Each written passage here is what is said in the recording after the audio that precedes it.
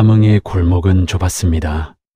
시멘트 바닥이 갈라진 그곳에서 나는 공을 찾고 담벼락에 맞아 튕겨나오는 공을 다시 받아냈으며 그렇게 해가 질 때까지 혼자 뛰었습니다. 골문은 없었지만 상관없었습니다. 내 머릿속엔 이미 거대한 경기장이 그려져 있었으니까요. 아버지는 가끔 골목 어귀에 서서 나를 지켜보곤 했습니다.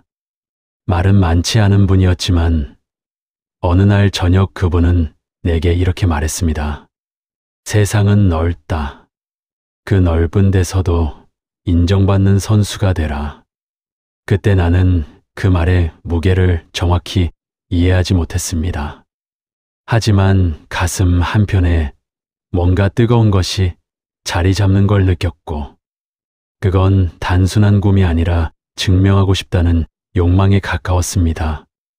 언젠가 나도 큰 무대에 서겠어. 그 생각은 매일 밤 잠들기 전 내 마음속을 맴돌았고 아침이 오면 다시 골목으로 달려가게 만드는 힘이 되었습니다. 그러던 어느 날 U-17 대표팀 선발 통보를 받았습니다. 코치가 내 이름을 부르는 순간 심장이 터질 듯 뛰었고 귀가 멍해졌으며 주변 소리가 모두 사라졌습니다. 동료들이 내 등을 두드렸지만 나는 그저 멍하니 서 있을 뿐이었습니다. 드디어 골목을 벗어나는구나. 짐을 싸는 동안 아버지는 여전히 말이 없었습니다. 하지만 내가 집을 나서려 할 때 그분은 내 어깨를 가만히 잡으며 말했습니다. 이야기가 마음에 드셨다면 구독, 좋아요 누르고 계속 시청해 주세요.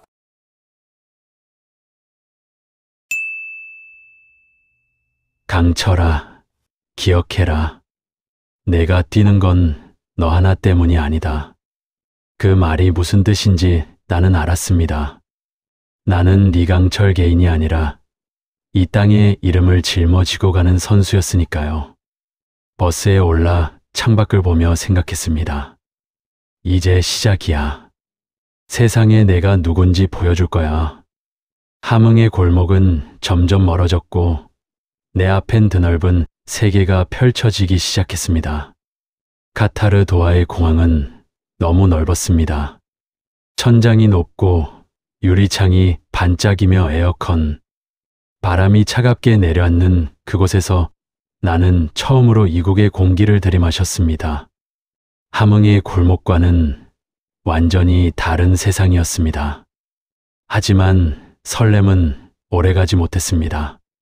숙소로 향하는 버스 안 동료들의 얼굴은 점점 굳어갔고 농담을 주고받던 목소리도 어느새 사라졌습니다. 창밖으로 펼쳐진 도하의 풍경을 보며 나는 물었습니다. 왜 다들 이렇게 조용해? 선배 한 명이 낮게 대답했습니다. 일본전이거든. 너도 곧 알게 될 거야. 일본전. 그 단어가 입 밖으로 나오는 순간 버스 안의 공기가 더 무겁게 가라앉는 걸 느꼈습니다. 나는 아직 그 무게를 제대로 이해하지 못했지만 선배들의 표정만으로도 이 경기가 단순한 경기가 아니란 걸 알 수 있었습니다. 숙소에 도착한 뒤 감독은 우리를 한자리에 모았습니다. 그분의 목소리는 침착했지만 어딘가 날카로운 긴장이 섞여 있었습니다. 우리가 약하단 말 오늘 끝내자. 경기장에서 보여줘라. 우리가 누군지. 그 말을 듣는 순간 가슴 속에서 뭔가 타오르는 걸 느꼈습니다. 그래, 우릴 무시하는 시선들 전부 뒤집어 버리자. 하지만 동시에 두려움도 밀려왔습니다. 만약 내가 실수하면, 만약 내가 팀의 짐이 된다면, 그날 밤 나는 잠들지 못하고 천장을 바라봤습니다. 창밖으로 도하의 불빛이 깜빡이고 있었고 내 심장도 그 불빛처럼 불규칙하게 뛰고 있었습니다. 증명해야 돼. 내가 여기 올 자격이 있다는 걸. 아버지의 말이 다시 떠올랐습니다. 세상은 넓고 그 넓은 곳에서 인정받아야 한다고. 이제 그 순간이 코앞까지 다가왔습니다. 경기 당일 오후 경기장에 도착했을 때 햇볕은 따가웠습니다. 나는 동료들과 함께 입구 근처에서 몸을 풀기 시작했습니다. 다리를 펴고 어깨를 돌리며 호흡을 가다듬는데 저 멀리서 일본 선수들이 보였습니다. 그들도 우리처럼 스트레칭을 하고 있었고 몇몇은 가볍게 농담을 주고받으며 웃고 있었습니다. 여유롭네. 그때였습니다. 바람이 내 쪽으로 불어왔고 일본 선수 몇 명의 대화가 또렷하게 들려왔습니다. 북한팀, 솔직히 부담 없지 않아? 맞아. 몸도 느리고 기술도 떨어진다던데. 그냥 편하게 하자. 오늘은 쉬운 경기야. 그들은 웃으며 말했습니다. 가벼운 농담처럼 아무렇지 않게. 하지만 내 귀에는 그 말들이 칼처럼 꽂혔습니다. 몸이 느리다고, 기술이 떨어진다고. 순간 손에 쥔 공이 무겁게 느껴졌습니다. 심장이 빠르게 뛰기 시작했고 머리가 뜨거워졌으며 온몸의 근육이 저절로 굳어가는 걸 느꼈습니다. 나는 그들을 똑바로 쳐다봤습니다. 하지만 그들은 내가 듣고 있는지도 모른 채 여전히 웃으며 공을 차고 있었습니다. 우리를 완전히 무시하는구나. 분노가 천천히 끌어올랐습니다. 하지만 동시에 무력감도 밀려왔습니다. 그들의 말이 단순한 오만일까요? 아니면 사실일까요? 혹시 우리가 정말 그렇게 보이는 걸까요? 아니야. 우린 여기까지 왔어. 함흥 골목부터 수백 번의 훈련을 거쳐서. 나는 주먹을 꽉 쥐었습니다. 손톱이 손바닥에 파고들었지만 아프지 않았습니다. 오히려 그 통증이 나를 깨우는 것 같았습니다.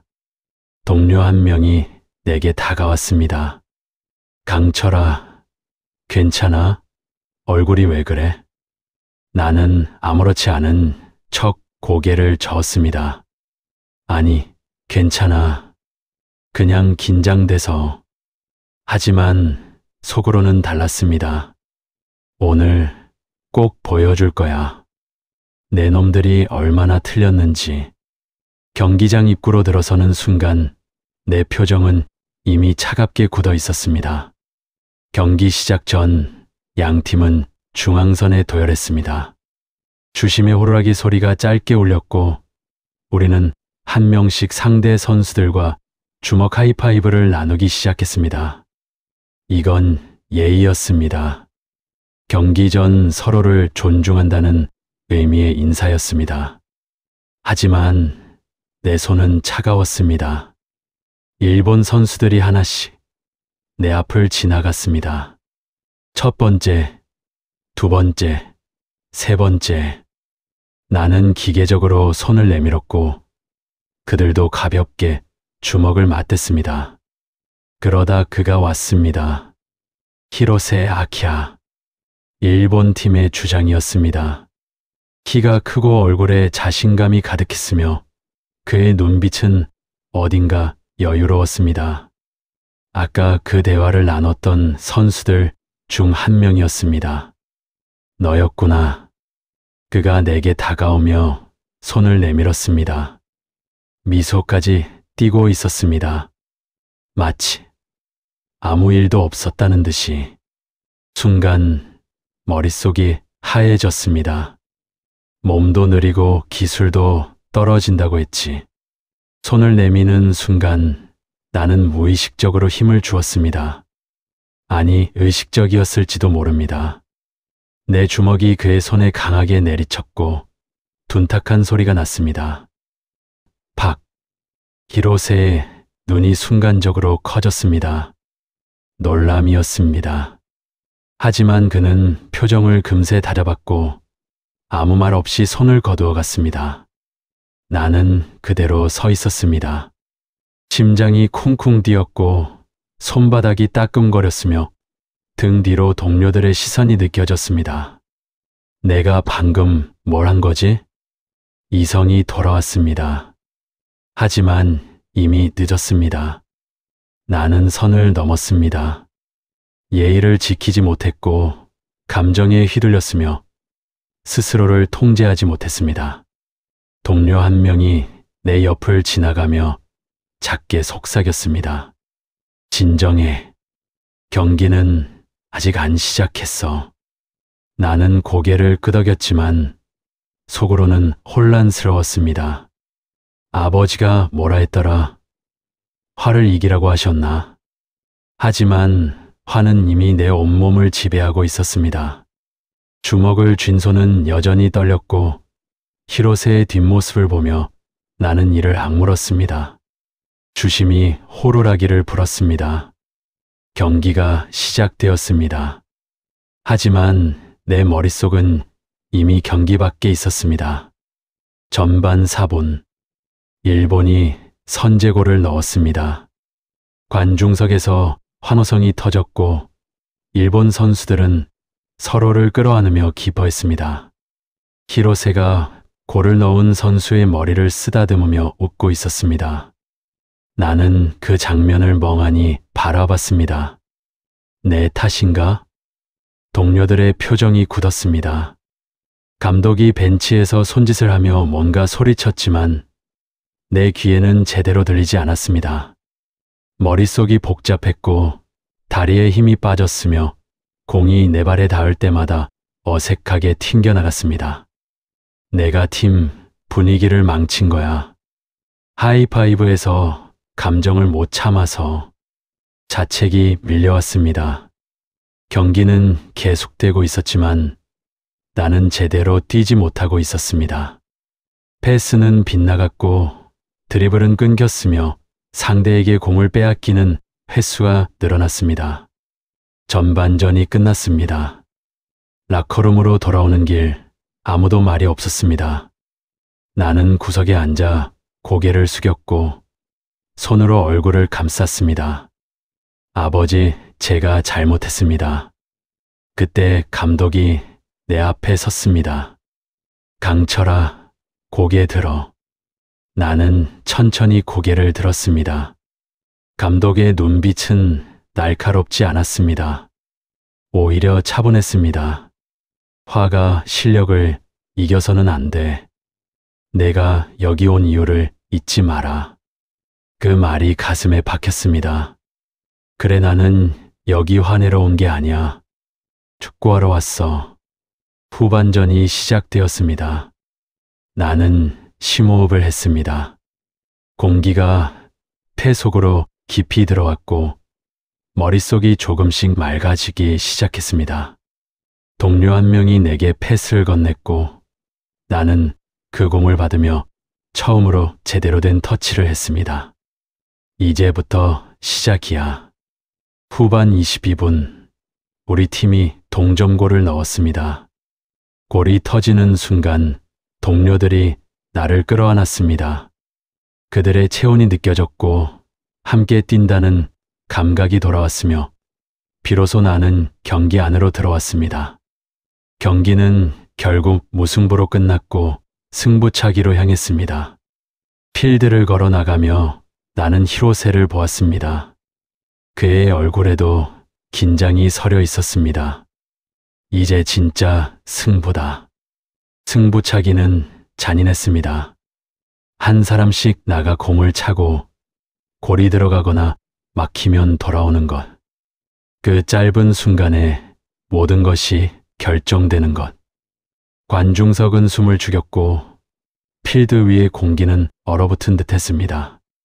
첫 번째 키커가 나갔습니다. 골이 들어갔습니다. 두 번째, 세 번째, 양 팀 모두 성공했습니다. 나는 센터 서클에 서서 그 모든 순간을 지켜봤습니다. 동료들의 떨리는 어깨, 일본 선수들의 긴장된 얼굴, 그리고 히로세 아키라. 그가 내 시선을 느꼈는지 고개를 돌렸습니다. 우리의 눈이 마주쳤습니다. 그 순간 나는 깨달았습니다.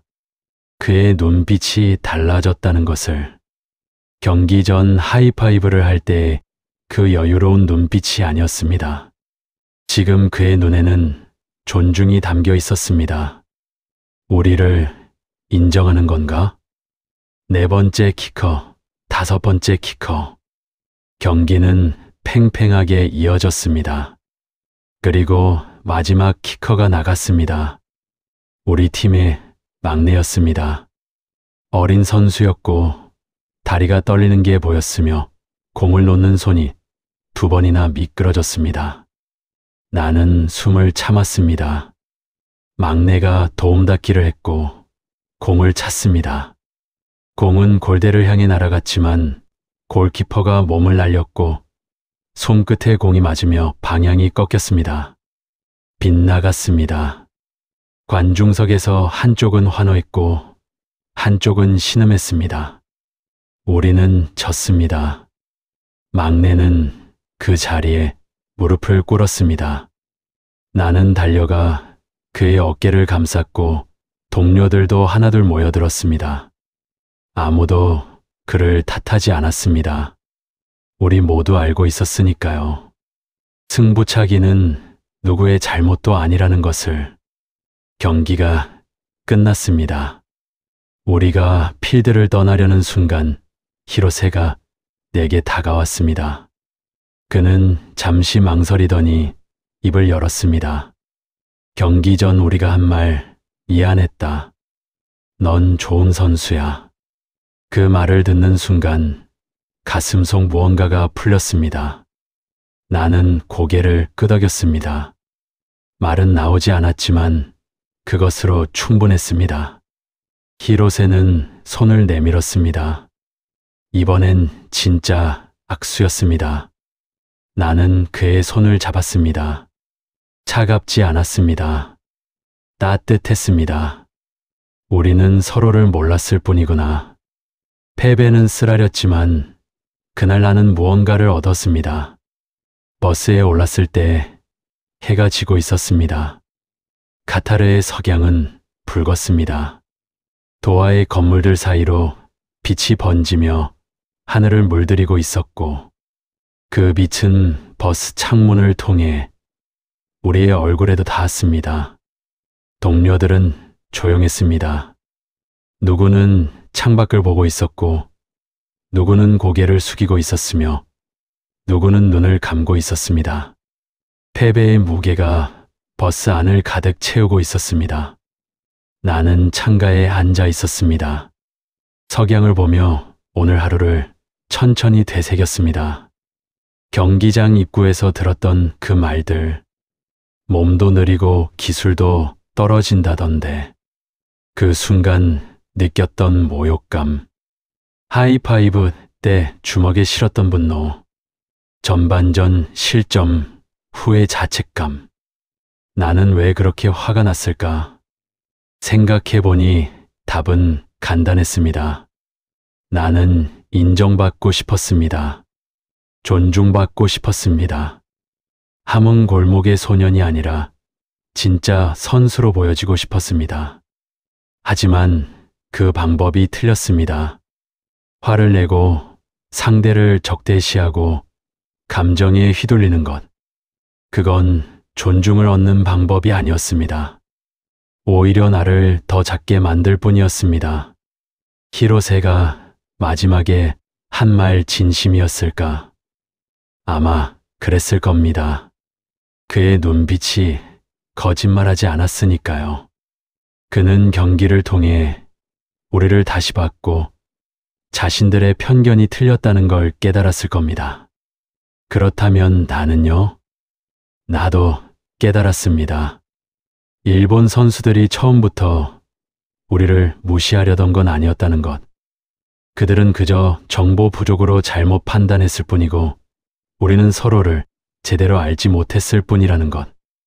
존중을 원한다면 먼저 존중을 보여야 하는구나. 버스가 공항으로 향했습니다. 창밖의 석양은 점점 어두워졌고 도화의 불빛들이 하나둘 켜지기 시작했습니다.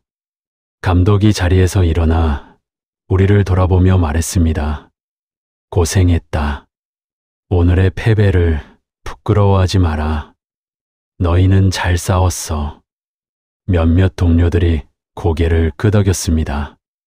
막내는 여전히 고개를 숙이고 있었지만 선배 한 명이 그의 어깨를 토닥였습니다. 나는 주먹을 펴고 손바닥을 내려다봤습니다.